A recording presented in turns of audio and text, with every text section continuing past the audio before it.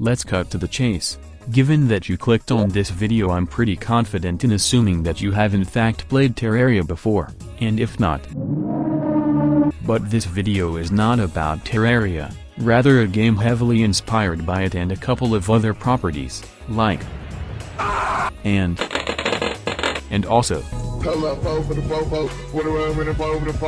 mash all this stuff together and yeah, you got Bonelords, a roguelike, Souls-like, Terraria-like thing. Now I know parts of that description may seem boring and stuff, given that roguelikes are more common than back pain for people over the age of 40, and that's what I initially thought before starting it up, but this game somehow completely hooked me, and despite that, and I'll go into detail as to why it might for you. Just to preface, this is not sponsored and I just really enjoy this game and a lot of its ideas. I was initially informed of this game's existence by this video by Wand of Sparking, saw that it was like $5, thought it looked pretty funny, so I was like sure, whatever, I'll give it a shot.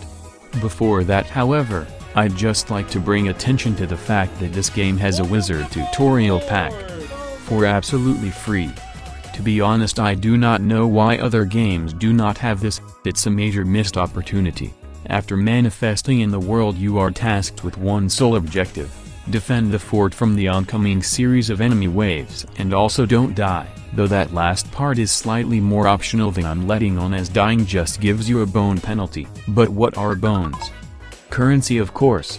Unbeknownst to you, you happen to share rent with this omnipotent bird creature, but he sells you weapons and stuff, so he's actually pretty chill.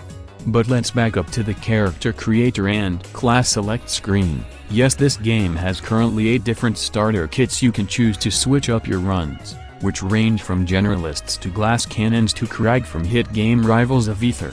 But what insightful gameplay does Bonelords possess? You must fortify your defense against the rancid and nefarious Bonelords and their waves of cohorts.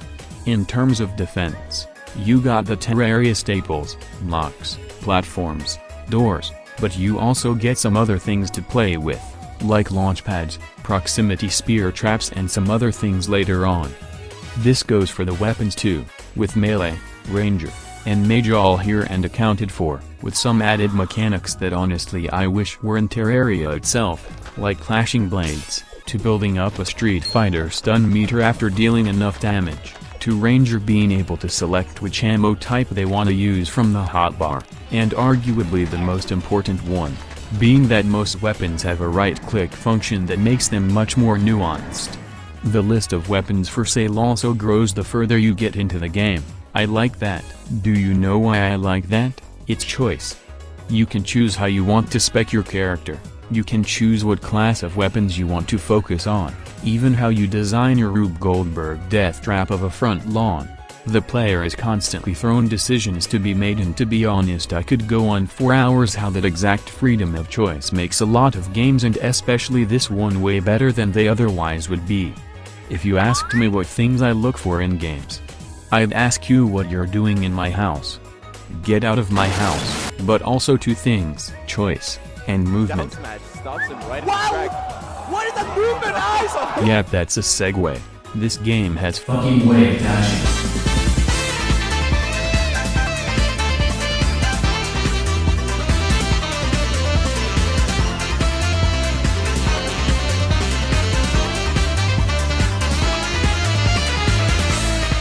Okay, jokes aside, this game has an air dodge and it's just as versatile as you think it is. It can increase your jump height, it can increase the distance of your jump, it can help you reach the ground quicker, but you get it. It's cool. There's also a grappling hook, but to be entirely honest, it kind of sucks compared to the dodge. If any professional certified hookers in the comments know some secret tech to make it more interesting, please let me know. Thanks. On another note, the game has 3 areas, all of which start you off fighting a few waves, getting upgrades and buying supplies in between them before one of the Bonelords pulls up and you got to throw hands before moving on to the next area. I like these fights. They're not too hard and not too easy and require you to be smart about how you use your dodge and other tools. Once you kick all 3 of their asses, the game concludes. But actually not quite, as once you beat the game you get to choose your character's marrow. which offers starting bonuses in future runs. These bonuses include slight stat increases to beginning the run with a particular weapon or other item. Only 2 can be put on at once, but even just this is helpful for some of the alternate challenge modes that the game offers. But surely with all of these flattering comments I wouldn't have anything negative to say about Bone Lords, right?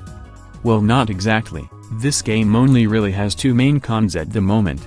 It's a little buggy in areas, and it doesn't have a huge wealth of content, which sounds bad until you realize that the sole developer of the game is continuing to add new stuff in the future, especially when sales goals are reached. Yes, that's right. Yes, that's right. This whole video was a ploy to make you buy and thus help continue the support for it. In truth, I've actually left a lot of features out of the video because, quite frankly, I don't want to waste your time showing you this work of art when you could be playing it. Honestly though, give this game a try if any of this sounds interesting to you, because it sure as hell did to me. Anyways, I'm gonna go back to studying for finals. Peace.